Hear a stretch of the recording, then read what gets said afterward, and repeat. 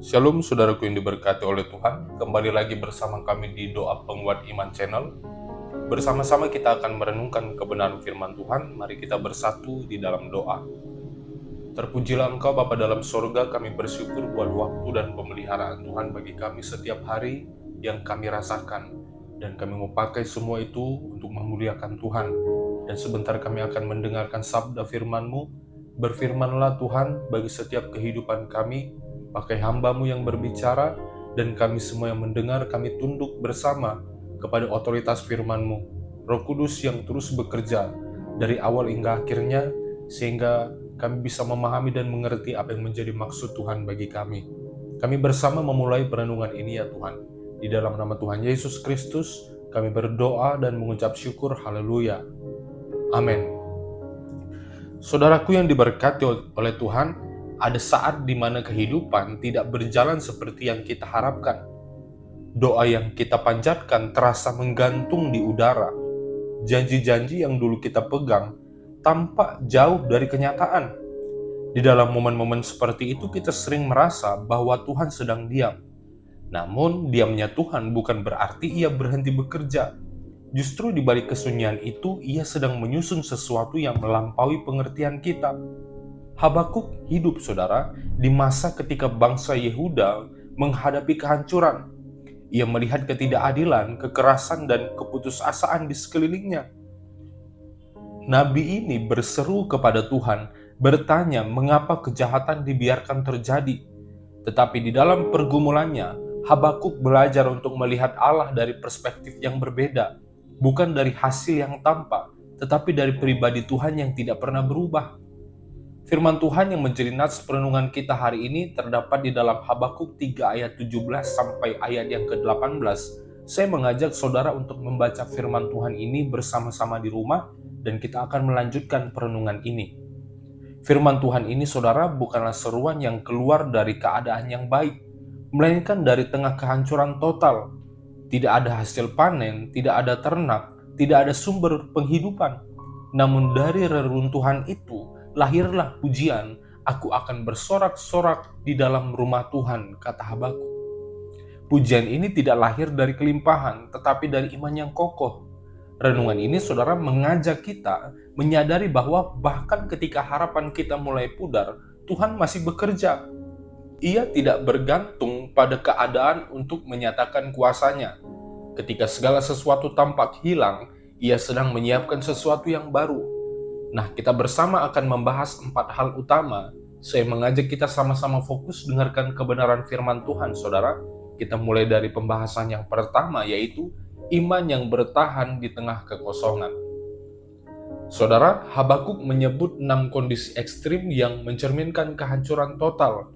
Tidak ada pohon ara yang berbunga, tidak ada buah anggur di pohon, hasil pohon zaitun mengecewakan, ladang-ladang tidak menghasilkan bahan makanan, kawanan kambing domba terhalau dari kurungan, dan tidak ada lembu sapi di dalam kandang. Setiap frasa dari ayat itu, saudara, bukan sekedar gambaran puisi, tetapi potret nyata dari sebuah bangsa yang sedang runtuh. Di dalam konteks agrikultur zaman itu, semua aspek kehidupan bergantung pada hasil bumi dan ternak. Jika semuanya hilang, itu berarti kelaparan, kemiskinan, dan kepunahan ekonomi. Tidak ada yang tersisa untuk dimakan, tidak ada yang bisa ditanam lagi, tidak ada yang bisa dijual. Secara manusia itu adalah akhir dari segalanya. Namun menariknya, Habakuk tidak berhenti pada daftar kehilangan itu. Ia tidak menutup doanya dengan ratapan, melainkan dengan pujian. Di tengah gambaran kehancuran total, ia memilih untuk berkata, namun aku akan bersorak-sorak di dalam rumah Tuhan. Pilihan ini luar biasa. Ia tidak menunggu keadaan berubah untuk bersyukur, tetapi bersyukur di tengah keadaan yang tidak berubah. Ini menunjukkan bahwa imannya tidak bergantung pada hasil, melainkan pada hubungan. Tidak bertumpu pada keberhasilan, melainkan pada kehadiran Tuhan itu sendiri. Ia menemukan bahwa bahkan ketika tidak ada lagi yang tersisa, Tuhan masih cukup. Bangsa Yehuda pada masa itu hidup di bawah bayang-bayang kekuasaan Babel. Mereka tahu bahwa kekalahan hanyalah soal waktu. Tanah yang mereka olah akan direbut. hasil panen akan dijarah, dan mereka sendiri akan menjadi tawanan di negeri asing. Di tengah ketidakpastian itu, rasa takut dan putus asa begitu mudah merasuki hati. Namun Habakuk memilih jalan yang berbeda. Ia tidak membiarkan ketakutan mendikte imannya. Ia berdiri di atas keyakinan bahwa Allah tetap berdaulat meskipun situasi tampak lepas kendali. Disinilah letak keunikan imannya, saudara. Percaya bukan karena keadaan menjanjikan, tetapi karena Allah tidak pernah gagal. Iman sejati seperti yang ditunjukkan Habakuk bukanlah iman yang hanya bekerja ketika hidup baik-baik saja. Iman sejati adalah keberanian untuk tetap setia ketika segala sesuatu tampak gelap. Di pasal pertama, Habakuk bertanya dengan getir, "Mengapa engkau membiarkan kejahatan?" Ia bergumul dengan keadilan Tuhan dan ketidakpastian masa depan bangsanya. Namun di pasal ketiga, ia tidak lagi bertanya, ia menyembah. Ini adalah pergeseran yang luar biasa, dari kebingungan menuju kepercayaan, dari pertanyaan menuju penyembahan. Ia belajar bahwa Allah tidak harus menjawab semua pertanyaan manusia untuk tetap layak dipuji. Ketika hidup tampak kosong, tidak ada hasil dari jerih payah, doa-doa terasa tidak terbalas, dan tanda-tanda pemulihan belum juga terlihat. Itulah saat di mana iman diuji paling dalam. Namun justru di ruang kosong itu, Tuhan mengundang kita untuk mengenalnya lebih dalam. Ia ingin kita menemukan bahwa penyembahan sejati bukanlah respon terhadap hasil, tetapi respon terhadap siapa Dia. Habakuk menunjukkan bahwa untuk menyembah, kita tidak perlu menunggu situasi ideal. Yang dibutuhkan hanyalah hati yang tetap percaya meskipun keadaan tidak berpihak. Di dalam kehidupan modern, bentuk pohon ara yang tidak berbunga mungkin bukan ladang yang kering, melainkan bisnis yang runtuh, keluarga yang berjarak, kesehatan yang menurun, atau impian yang tidak lagi mungkin dicapai. Namun pesan Habakuk melintasi zaman, yakni Tuhan tidak berhenti bekerja hanya karena hasil belum tampak. Ia tetap bekerja, saudara, bukan hanya di sekitar kita, tetapi di dalam diri kita. Ia memurnikan hati, menundukkan ego, menumbuhkan kesabaran, dan membentuk karakter agar kita siap menerima karyanya yang lebih besar. Ketika tidak ada lagi hasil yang bisa dibanggakan, Tuhan sedang menumbuhkan sesuatu yang tidak terlihat, keteguhan iman yang tidak tergoyahkan. Iman seperti ini tidak lahir di dalam semalam. Ia tumbuh dari perjalanan panjang, dari malam-malam doa yang tidak langsung dijawab, dari air mata yang jatuh tanpa penjelasan, dari proses belajar mempercayai Tuhan tanpa syarat. Kehilangan yang dialami bukan akhir dari segalanya, melainkan awal dari pengalaman baru bersama dengan Allah. Habakuk menyadari bahwa kasih Tuhan tidak diukur dari banyaknya berkat yang diterima, tetapi dari kehadirannya yang tidak pernah meninggalkan. Di sanalah kekuatan iman sejati ditemukan, bukan dalam hasil, melainkan dalam pengenalan akan pribadi yang tidak pernah berubah, saudara. Puji Tuhan, bersama kita masuk kepada pembahasan kedua, yaitu menyembah di tengah ketidakpastian. Ketika Habakuk menulis pasal ketiga, situasi bangsanya tidak membaik. Tidak ada tanda-tanda perubahan, tidak ada jawaban yang memuaskan dari Tuhan mengenai waktu pemulihan. Namun proses Habakuk luar biasa, yakni ia menyanyikan doa pujian. Ini menunjukkan bahwa penyembahan sejati bukanlah hasil dari keadaan yang membaik, melainkan keputusan hati yang memilih untuk tetap memuliakan Tuhan meskipun segala sesuatu belum berubah. Doa Habakuk yang ditulis di pasal 3 ini ditulis dalam bentuk mazmur, sebuah pujian yang dinyanyikan di bait Allah. Artinya, Habakuk menuliskan seruannya bukan hanya untuk dirinya sendiri, tetapi untuk diajarkan kepada umat. Ia mengubah penderitaan menjadi liturgi iman, agar generasi setelahnya belajar bagaimana tetap bersyukur di tengah kehancuran. Ini adalah ekspresi teologis bahwa iman tidak hanya diucapkan tetapi juga dirayakan. Di dalam eksposisi ayat 17-18 kita menemukan penggunaan kata sekalipun sebanyak beberapa kali, saudara. Kata ini menjadi jembatan antara kenyataan dan iman. Sekalipun menandakan penolakan terhadap logika dunia yang berkata bahwa sukacita hanya ada bila keadaan baik. Habakuk seolah berkata, aku memilih untuk bersukacita bukan karena segalanya baik, tetapi karena Allah itu baik. Ini murni bentuk penyembahan yang paling murni. Banyak orang menunggu keadaan membaik dulu baru mau menyembah. Namun Habakuk justru menyembah ketika semua tampak hancur. Ia menunjukkan bahwa penyembahan adalah pernyataan iman yang paling dalam, bukan pelarian dari kenyataan, tetapi pengakuan bahwa Tuhan lebih besar dari situasi. Iman seperti ini tidak butuh bukti, cukup tahu bahwa Allah tetap setia. Di dalam kehidupan kita, saudara, penyembahan di tengah ketidakpastian adalah bukti bahwa hati kita telah berlabuh pada kebenaran Allah yang kekal. Saat dunia gemetar dan rencana kita runtuh, penyembahan menjadi nafas rohani yang menjaga kita tetap hidup secara iman. Ia mengarahkan pandangan kita dari situasi ke pribadi yang memegang kendali atas segalanya. Habakuk mengajarkan bahwa pujian di masa sulit ini bukanlah bentuk kebodohan, tetapi keberanian rohani. Menyembah di tengah badai bukan berarti menolak kenyataan, melainkan mengaku bahwa Tuhan lebih besar daripada itu. Ketika kita belajar menyembah seperti Habakuk, kita sedang membangun iman yang tidak tergantung pada keadaan, tetapi berdiri teguh di atas kebenaran kekal, saudara. Puji Tuhan. Sekarang kita bersama masuk kepada pembahasan yang ketiga, yaitu mengenal Tuhan melalui proses yang sulit. Saudaraku, Habakuk tidak hanya menyembah di tengah kekosongan, ia juga mengenal Allah secara lebih dalam lewat proses yang menyakitkan. Di dalam kitab Habakuk 3 ayat yang kedua, ia berkata, "Tuhan, aku telah mendengar kabar tentang Engkau dan aku takut." Kata mendengar di sini bukan sekedar informasi, melainkan pengalaman rohani yang mengubah pandangan hidupnya. Habakuk tidak lagi hanya mengenal Tuhan lewat cerita, tetapi melalui perjalanan iman yang nyata. Bangsa Yehuda sedang berada di ambang pembuangan ke Babel. Situasi itu menguji setiap keyakinan yang mereka miliki. Namun justru di tengah tekanan itu, Allah menyingkapkan siapa dirinya, bukan hanya hakim yang adil, tetapi juga penyelamat yang setia. Habakuk belajar bahwa pekerjaan Tuhan tidak selalu terlihat seperti yang diharapkan manusia. Kadang Allah bekerja dengan cara yang tidak kita pahami agar kita mengenal Dia secara lebih mendalam. Proses penderitaan seringkali menjadi sarana Allah untuk memurnikan iman. Bukan karena Tuhan senang melihat umatnya menderita, tetapi karena di sanalah iman sejati diuji dan dibentuk, saudara.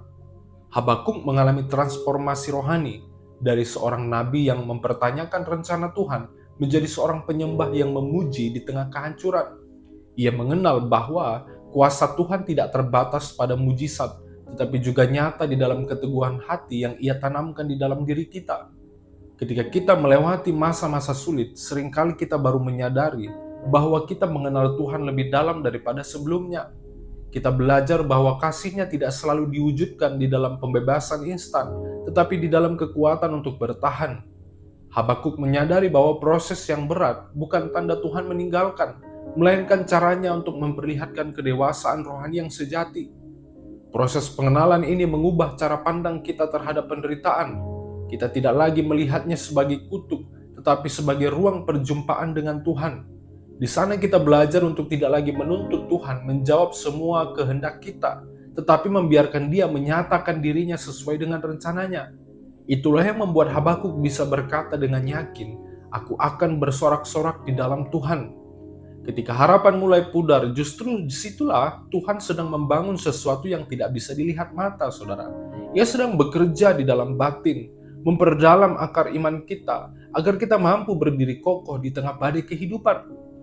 Habakuk menjadi teladan bahwa pengenalan akan Tuhan yang sejati seringkali tumbuh di tanah yang kering, bukan di taman yang indah. Puji Tuhan, bersama kita masuk kepada pembahasan yang terakhir dalam perenungan kita hari ini, yaitu sukacita yang tidak ditentukan oleh keadaan. Saudaraku, Habakuk menutup doanya dengan pernyataan yang menggugah. Dikatakan, "Namun aku akan bersorak-sorak di dalam Tuhan, bergembira di dalam Allah yang menyelamatkan." Ini bukanlah bentuk optimisme buta, melainkan iman yang telah melewati pergumulan panjang.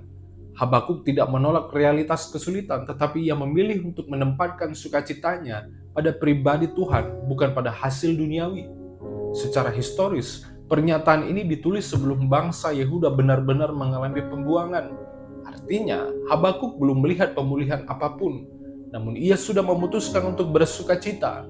Ini menunjukkan bahwa iman sejati tidak menunggu bukti, baru mau bersyukur. Habakuk menunjukkan bahwa sukacita di dalam Tuhan adalah keputusan rohani, bukan reaksi terhadap situasi eksternal. Istilah bergembira di dalam Allah menggunakan bentuk kata yang menunjukkan kegembiraan yang meluap, seolah seorang menari karena sukacita. Ini kontras, saudara, dengan kondisi sekelilingnya yang tandus dan gelap. Sukacita Habakuk bukan berasal dari keadaan, tetapi dari keyakinan bahwa Allah tetap menjadi sumber keselamatan. Ia bersorak bukan karena panen kembali, tetapi karena tahu bahwa jiwanya aman di dalam tangan Tuhan. Di dalam kehidupan kita seringkali sukacita diukur dari keberhasilan, pencapaian, atau jawaban doa yang terlihat. Namun Habakuk mengajarkan paradigma yang berbeda, yakni sukacita yang sejati lahir dari kesadaran bahwa Tuhan tetap memegang kendali. Saat semuanya hilang, yang tersisa hanyalah Dia, dan ternyata Dialah yang kita butuhkan sejak awal. Sukacita seperti ini adalah bentuk kebebasan rohani. Ia membebaskan kita dari ketergantungan pada hasil duniawi dan mengikat kita pada sumber yang kekal. Ketika hati kita menemukan kepuasan di dalam Tuhan, tidak ada kehilangan yang dapat merenggut damai sejahtera itu. Habakuk menemukan bahwa sukacita yang berakar pada Allah tidak akan layu meski musim hidup berganti. Iman yang matang bukanlah iman yang tidak pernah goyah, tetapi iman yang memilih untuk tetap bersyukur meskipun goyah. Habakuk menunjukkan bahwa sukacita bukanlah tanda semuanya itu baik, tetapi bahwa Allah tetap baik di tengah segalanya. Inilah puncak dari perjalanan rohani, yakni menemukan sukacita yang tidak bergantung pada keadaan, melainkan berakar di dalam pengenalan akan Tuhan yang setia. Puji Tuhan, di akhir kata dalam perenungan ini saya mau katakan, Habakuk mengawali kitabnya dengan keluhan dan menutupnya dengan pujian. Dari pergumulan menuju penyembahan, dari kebingungan menuju keyakinan. Ia belajar bahwa Tuhan tidak berhenti bekerja meskipun keadaan tampak sunyi. Di tengah kehancuran bangsa, Tuhan tetap menegakkan rencananya. Dari kisah ini kita belajar bahwa iman sejati tumbuh bukan di tanah keberhasilan, melainkan di tengah badai kehidupan. Ketika harapan mulai pudar, kita diundang untuk meneladani Habakuk, tetap percaya, tetap menyembah, dan tetap bersukacita. Tuhan tidak pernah absen dari panggung kehidupan kita. Bahkan ketika tirai tampak tertutup, Ia sedang menulis bab baru, menyiapkan sesuatu yang lebih dalam dari sekadar jawaban, yakni pembentukan hati yang mengenal Dia lebih sungguh. Sejarah iman selalu mencatat bahwa mereka yang bertahan di masa sulitlah yang kemudian melihat kemuliaan Tuhan. Bukan karena mereka kuat, tetapi karena mereka belajar bersandar kepada Allah yang tidak berubah. Habakuk sendiri bersaksi bahwa meskipun dunia runtuh, iman kepada Tuhan mampu menegakkan jiwa untuk tetap bernyanyi. Maka hari ini jika engkau merasa harapanmu mulai pudar, ingatlah Tuhan masih bekerja. Mungkin bukan dengan cara yang engkau harapkan, tetapi dengan rencana yang lebih sempurna.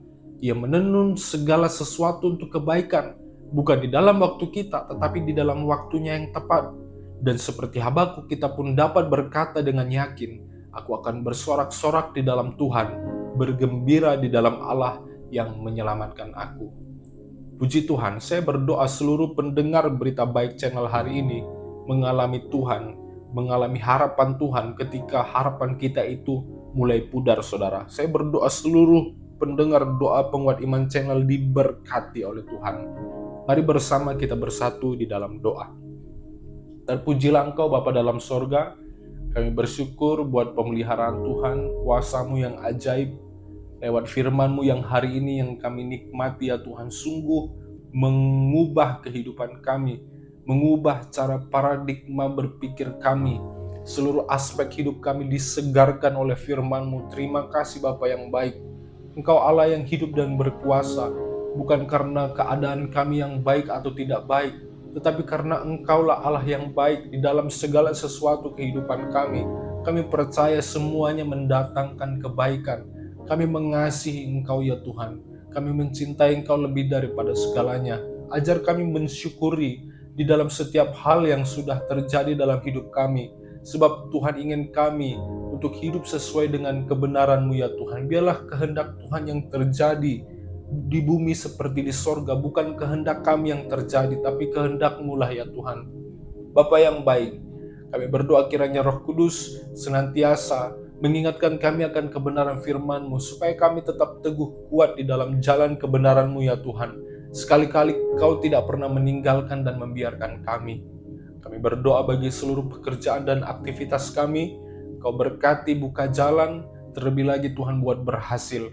Kami bersama mengakhiri perenungan ini, di dalam nama Tuhan Yesus Kristus, kami berdoa dan mengucap syukur, haleluya. Amin.